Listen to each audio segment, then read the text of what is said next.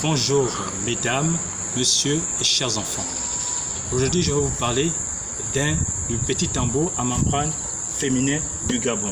Avant de commencer mon exposé, je vous demande de faire un geste simple, cliquer, partager dans le but de promouvoir, préserver et valoriser le patrimoine culturel, matériel et immatériel du Gabon. Sans plus tarder, nous rentrons dans le vif de notre exposé.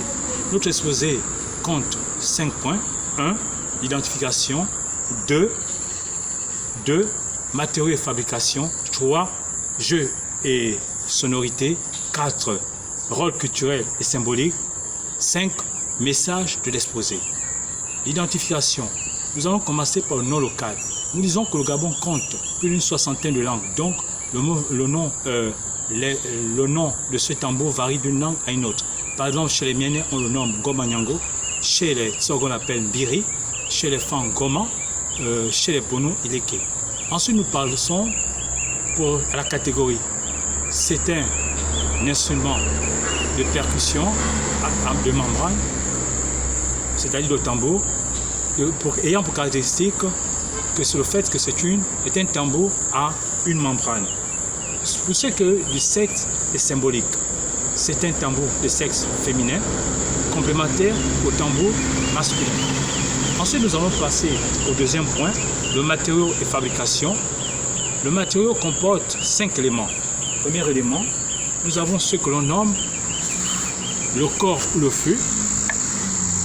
Il est sculpté à partir d'un tronc d'arbre creux et dense, des essences d'arbres comme le moabi, le koumé, le padouk ou les bennes. Ensuite, nous allons passer à la membrane. Voici ce que l'on nomme la membrane. La membrane est faite à partir des peaux des bêtes telles que la gazelle, l'antilope sauvage, le buffle, le varan, séchés et tendus sur une extrémité. Troisièmement, nous allons passer à la fixation. Pour ce qui est de la fixation, nous disons qu'elle est faite de colle ou des ligatures des fibres végétales ou de cordes des raffias, comme vous le voyez ici. Ensuite, pour ce qui est de la hauteur, nous disons qu'elle varie de 30 à 50 cm et ce qui est de la forme, nous disons qu'elle a une forme cylindrique ou conique.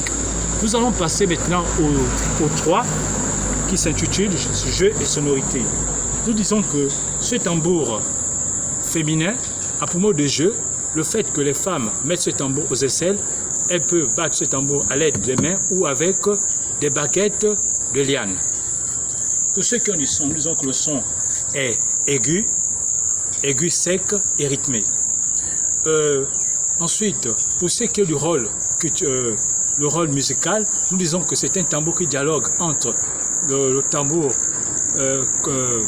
féminin dialogue avec le tambour masculin dans un jeu d'appel et de réponse.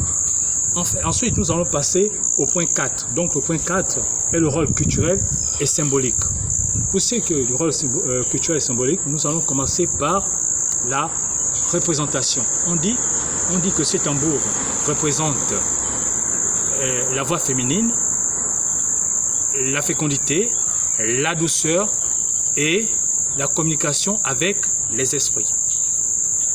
Ensuite, nous allons passer à l'utilisation. En matière d'utilisation, nous disons que ce tambour est utilisé dans les cas suivants: dans les danses traditionnelles et chants communautaires, dans les rituels, dans les rites religieux tels que le biti ou le djembé, dans les rites de passage comme les funérailles ou la circoncision et bien dans d'autres.